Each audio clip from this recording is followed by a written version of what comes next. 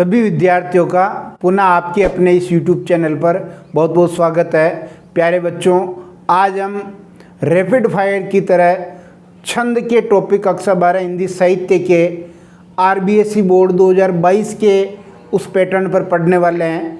बहुत ही आसान तरीके से मैं आपको छंद के इन विशेषताओं को बताऊंगा, छंद की इन विशेषताओं के बारे में अवगत कराऊंगा। सबसे पहले हम टाइप 1 देखेंगे। टाइप 1 में हम 4 तरह के छंद देखेंगे। देखिए, पहला छंद है आपका चौपाई। चौपाई के बाद देखिए रोला। तीसरा छंद है रोला के बाद गीतिका और चौथा है अरिगीति। ये 4 छंद एक ही टाइप के हैं। विशेषताओं के बारे में हम बात करेंगे। देखिए, चौपाई क्या है? सममात्रिक है। तो रोला भी क्या है? सममात्रिक है। तो ये गीतिका भी क्या है? सममात्रिक है। और हरिगीतिका भी क्या है? सममात्रिक है। ठीक है।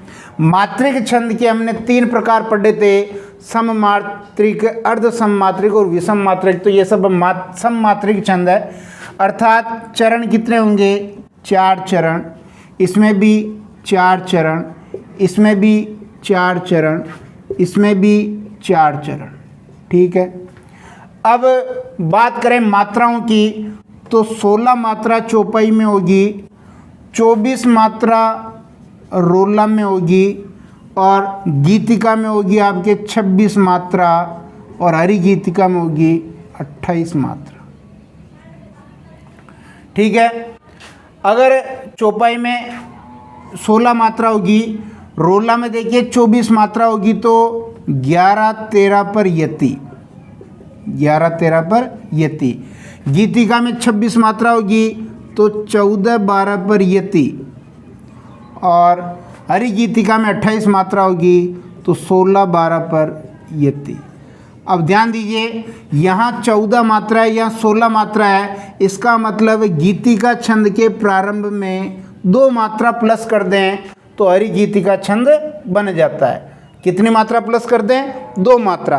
और चौपाई में देखिए, जब हम चौपाई बोलेंगे तो अंत में SI यानी गुरु और लघु ये नहीं होना चाहिए। किसी भी चरण के अंत में SI यानी गुरु लघु आपके नहीं होना चाहिए। और गीतिका और हरिगीतिका की विशेषता है कि प्रत्येक चरण के अंत में आपके IS यानी लघु और गुरु ये होना चाहिए। चूँकि प्रारंभ में ही बदलाव और अंत में कोई बदलाव नहीं है, इसका मतलब हरिगीतिका में भी लघु और गुरु ये बंधन है इसमें भी। तो ये टाइप 1 था जिसमें हमने 4 चौपाई, रोला, गीतिका, हरिगीतिका छंदों के बारे में पढ़ा। क्योंकि बोर्ड ने आपके जो छंद है उनके नाम नहीं बताए हैं, इसलिए अपने को अपनी पाठ्य पुस्तक में, चूँकि तुलसीदास की रामचरितमानस भी आपके लग रही है, तो दोहा चौपाई शैली में, इसलिए अपने को दोहा चौपाई भी पढ़नी पड़ेगी। तो चौपाई हम पढ़ रहे हैं, दोहा भी पढ़ लेंगे और दोहा का उल्टा सोरठा होता वो भी हम पढ़ लेंगे। ठीक है, स्क्रीनशॉट ले लें एक बार। अब हम शुरू करते हैं टाइप 2। जो टाइप 2 में हम यहाँ 3 छंद पढ़ेंगे। पहला छंद आपके दोहा, दूसरा छंद आपके सोरठा और तीसरा छंद जो होगा आपके वो होगा आपके उल्लाला। ठीक है। देखिए, ये टाइप 2 इसलिए है कि ये तीनों ही आपके अर्ध सममात्रिक छंद हैं। तो ये हो गया आपके अर्ध सममात्रिक, ये भी आपके हो गया अर्ध सम मात्रिक और ये भी हो गए आपके अर्ध सम मात्रिक।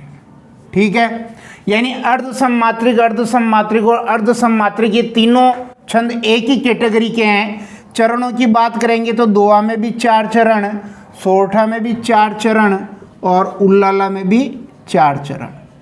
अब चूंकि ये मात्रिक छंद है तो अर्ध सम मात्रिक है, समझ गए ना। देखिए ये एक चरण, ये दूसरा चरण, ये तीसरा चरण, ये चौथा चरण, इसको हम पहला चरण कहेंगे, इसको दूसरा चरण, इसको तीसरा चरण कहेंगे, इसको चौथा चरण। तो ध्यान दीजिए ये 1 और 3 जो होंगे ये तो आपके विषम चरण कहलाएंगे और 2 और 4 होंगे ये आपके सम चरण कहलाएंगे। ठीक है, तो ध्यान दीजिए मात्रा की बात कर रहे हैं हम दोहा में। जब भी विषम चरण की बात करूं तो समझ जाना पहला और तीसरा चरण, सम चरण की बात करूं तो दूसरा और चौथा चरण।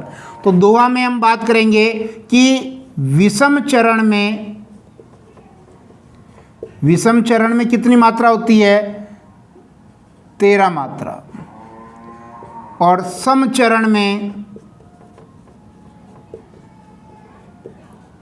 11 मात्रा। ठीक है, तो यहाँ आगे देखो 13 फिर 11, 13 11। इसी तरह देखिए जो सोरठा छंद है इसके भी देखिए विषम चरण में इसके 11 और सम चरण में 13। कहने का मतलब ये जो सोरठा छंद होता है ये दोहे का उल्टा होता है, दोहे का उल्टा होता है, क्योंकि जो दोहे का देखिए पहला चरण है इसका दूसरा बन जाता है और इसका जो तीसरा चरण है इसका चौथा बन जाता है। उल्लाला में देखिए, उल्लाला भी आपके अर्ध सम मात्रिक छंद है, तो विषम चरण में हम देखेंगे 15 मात्रा और सम चरण में हम देखेंगे तो 13 मात्रा। ठीक है, अब यहाँ एक बात का और ध्यान रखना है, जो अंत में आपने देखा होगा जैसे कोई भी आप दोहा बोलेंगे, राम नाम की लूट है, लूट सके तो लूट, ये आ रहा ना लूट है, लूट पे मात्रा लगाएंगे तो गुरु और लघु, यानी दोहा में जो सम चरण है, सम चरण के अंत में क्या हो? ऐसा ही होना चाहिए। ऐसा ही होना चाहिए का मतलब अंत में आपके गुरु और लघु आना चाहिए। ठीक है, अब जाहिर सी बात है ये सम चरण के अंत में ऐसा ही आ रहा। देखिए यहाँ लिखा हमने राम नाम की लूट है, लूट सके तो लूट, अंतकाल पछताएगा, प्राण जाएगा छूट। तो सम चरण के अंत में तुकबंदी हो रही कि नहीं हो रही? और सम चरण के अंत में ऐसा ही आ रहा, यानी गुरु लघु आ रहा। और सोरठा दोहे का उल्टा है, इसलिए यहाँ विषम चरण के अंत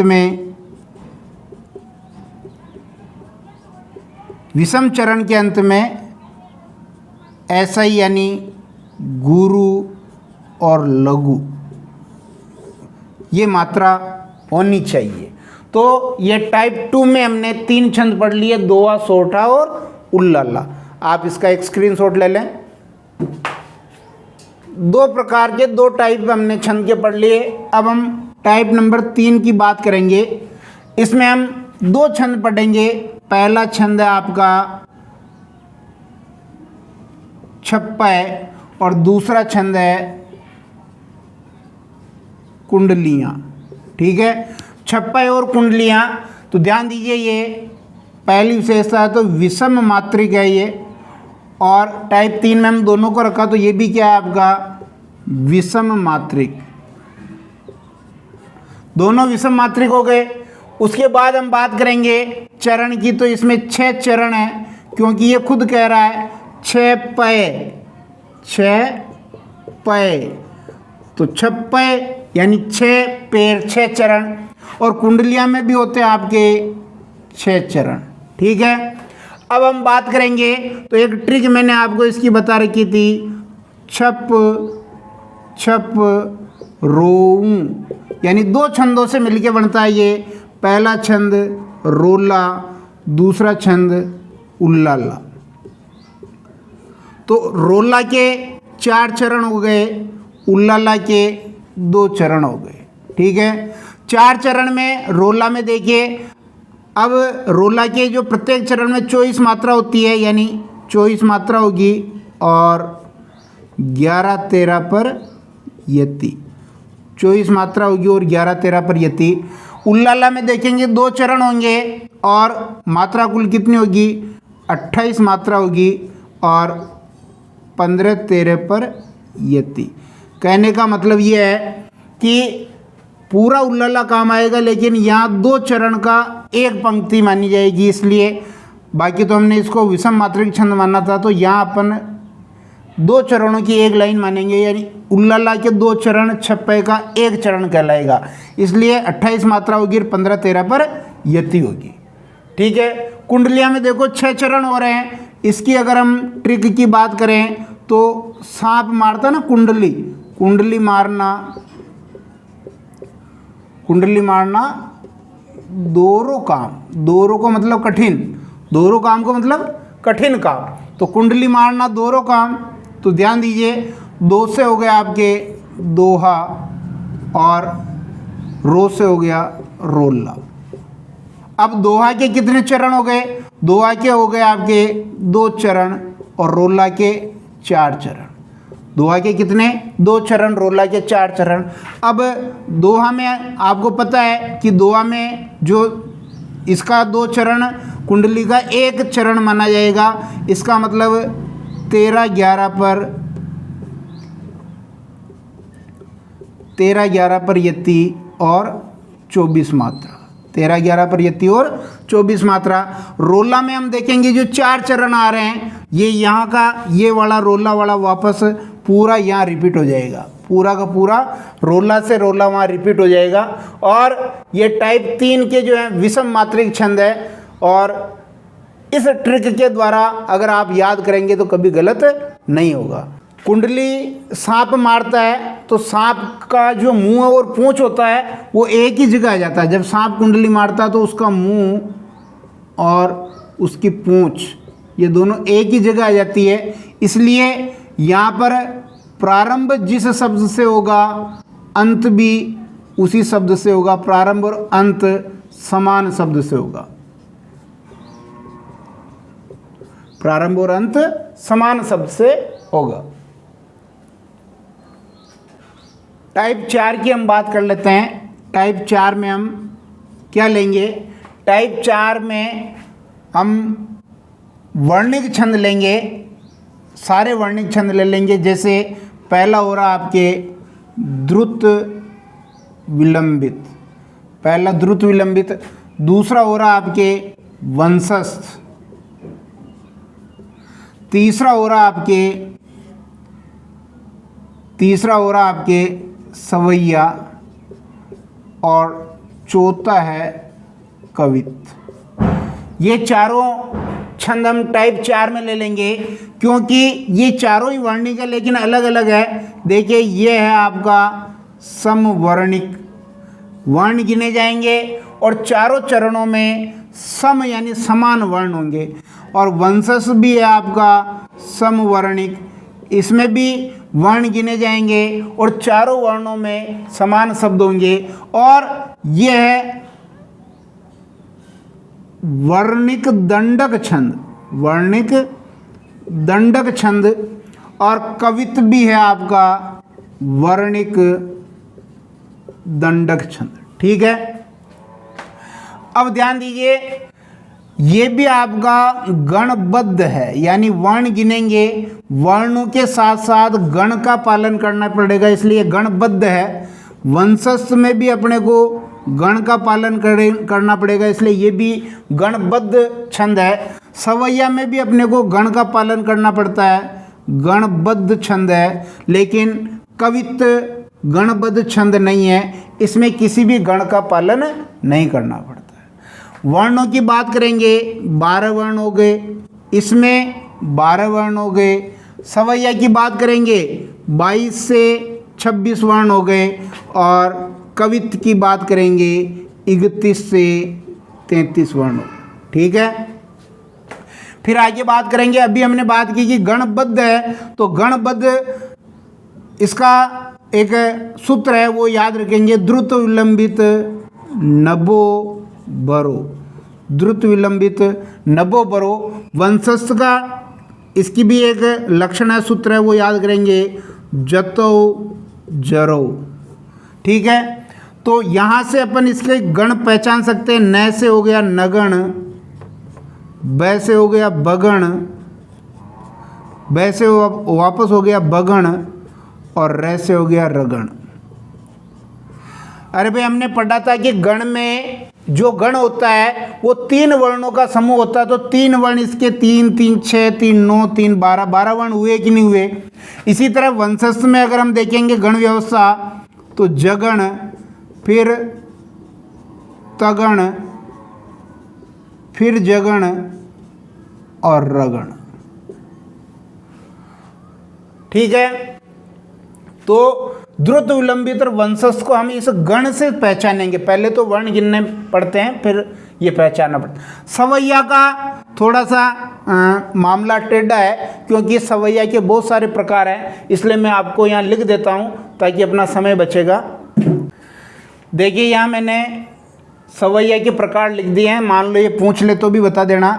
मदिरा सवैया 7 बगण 1 गुरु से 22 वर्ण होते हैं। मत गयन मालती सवैया 7 बगण 2 गुरु से 23 वर्ण होते हैं। किरीट सवैया 8 बगण से 24 वर्ण होते हैं। सुमुखी सवैया 7 जगण 1 लघु 1 गुरु से 23 वर्ण होते हैं। फिर इधर आ जाइए, उधर जगह नहीं थी मैंने यहाँ लिख दिया। दुर्मिल सवैया में 8 सगण से 24 वर्ण होते हैं। सुंदरी सवैया में 8 सगण 1 गुरु से 25 वर्ण होते हैं। और मन अरण या गणाक्षरी जो कवित्त है, इसमें 31 वर्ण वाला, क्योंकि हमने बात की 31 से 33, तो 31 वर्ण वाला जो कवित्त होगा मन अरण या गणाक्षरी कवित्त कहलाएगा।